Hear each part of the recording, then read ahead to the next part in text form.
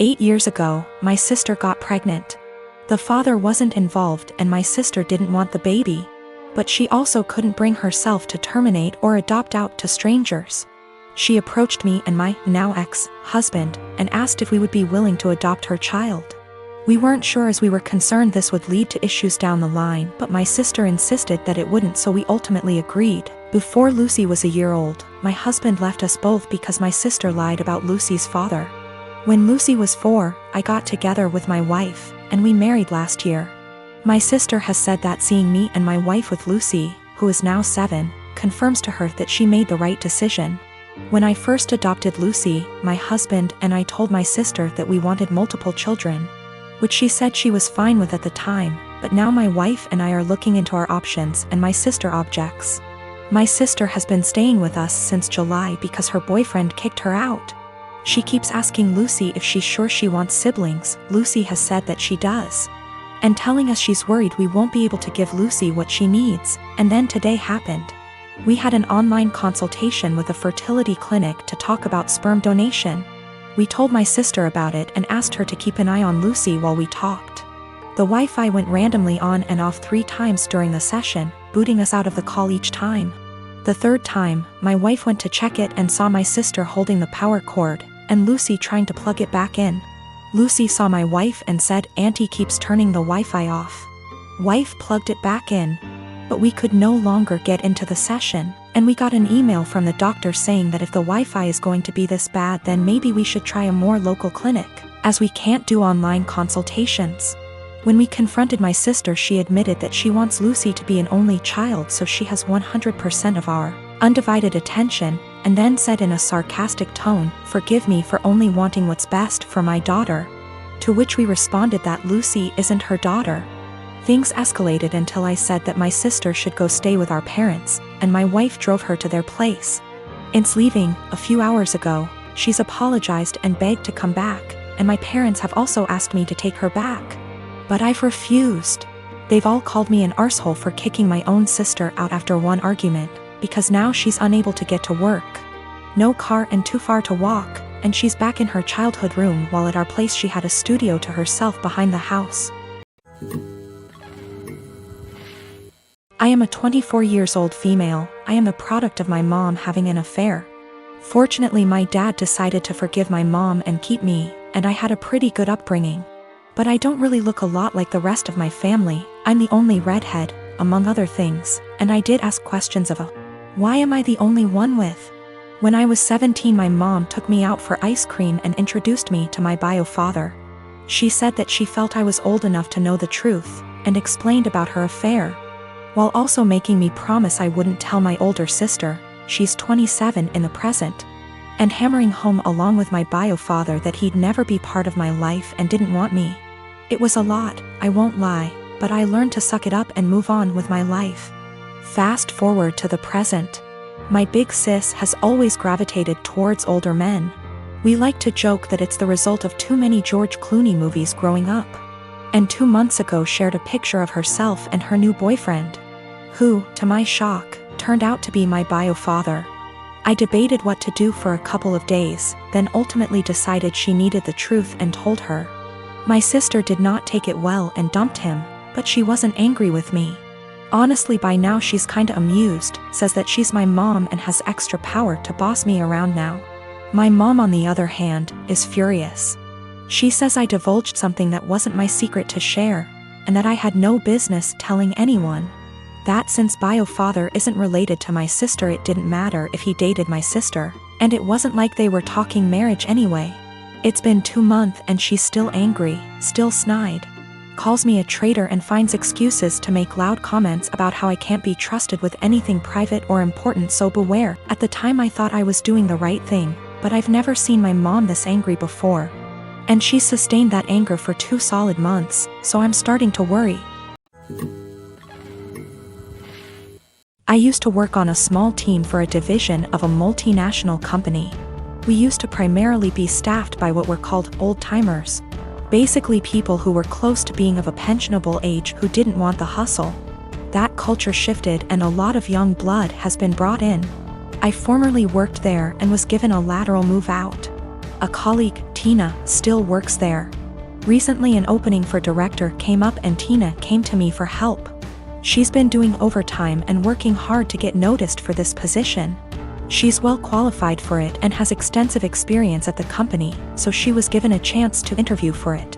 Tina is a single mother who has overcome poverty in childhood, racists / bigots in the industry, and worked hard to support her kids. She's had health issues but always fought hard. Tina is tenacious and hardworking, but there are issues. She struggles in some areas, and while she'd definitely make a great director as she's contentious, kind and courteous, the role is evolving and may be a bit of a stretch. Nonetheless, I helped her with her application and presentation. Beyond being colleagues, she and I are friends. We spend a lot of time outside of work together. We're the only women of color in our respective areas, and share a lot of our deep feelings and thoughts. She worked hard and put together a good presentation. I was really proud of her.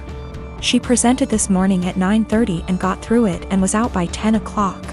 Most of the other applicants were internal and interviewed yesterday, but one person was recommended by a senior VP in a different department.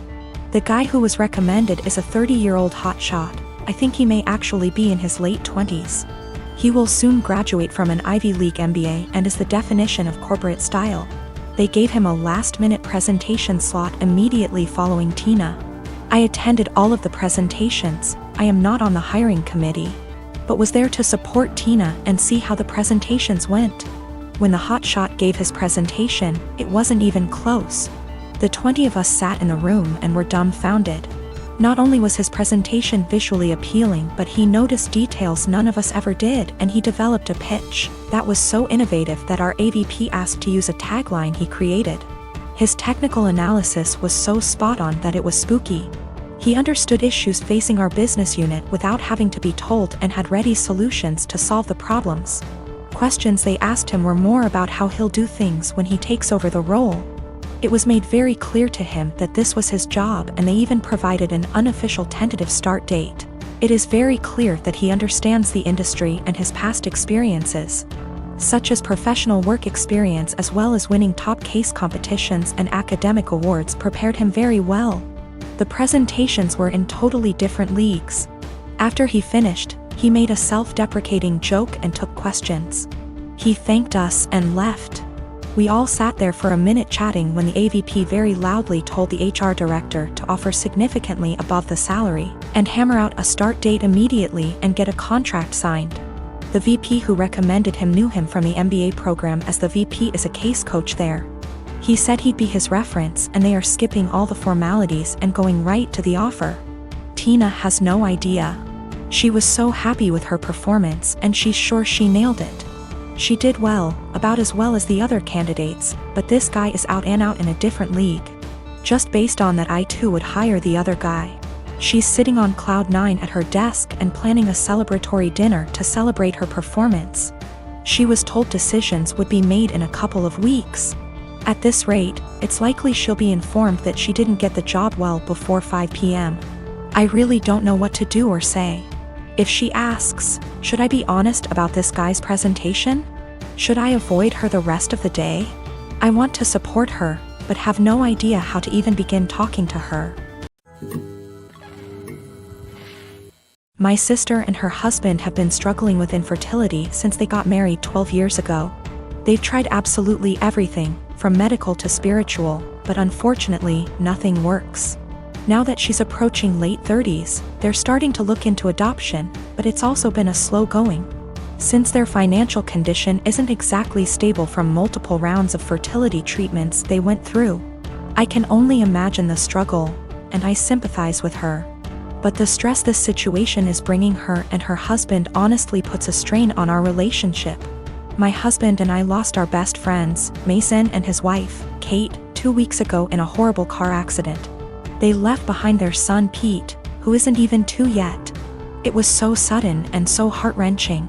We're still grieving, which lowers out contact with a lot of people, including my sister and BIL.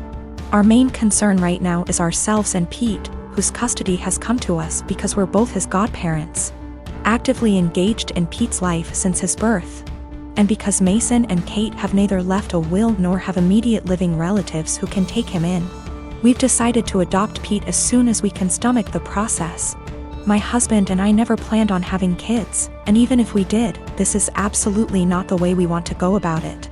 The situation is far from ideal, but we're starting the adoption process yesterday, for Pete's safety if nothing else. We broke the news to our extended families and friends, letting them know that my husband and I won't be very available for a little longer because of this. I know my sister and brother-in-law will have something to say about this. I'm prepared for a few heated text messages or voicemails. However, I didn't expect them to turn up on our doorstep, crying about how unfair it is that we were given everything they wanted, and how we didn't deserve to be parents because we didn't go through what they had to. I've never seen my husband so angry before. He's usually very mild and gentle, but recent events have stretched our patience to the limits. We kicked them off of our porch, and I told my sister before she left that since our pain inconveniences her so much, I won't have her around me and my family at all anymore. I know she made a fuss about it, and now everyone has something to say to us. We turned off our phones, so we don't know which ones are cursing us and which one aren't. I know some did //are. My husband and I are both in pain and grieving, and we can't trust ourselves to be objective. For the sake of disclosure, my husband and I are both men. No, this is not a case of homophobia. My sister, for all her fault, was the first person to accept me for who I love.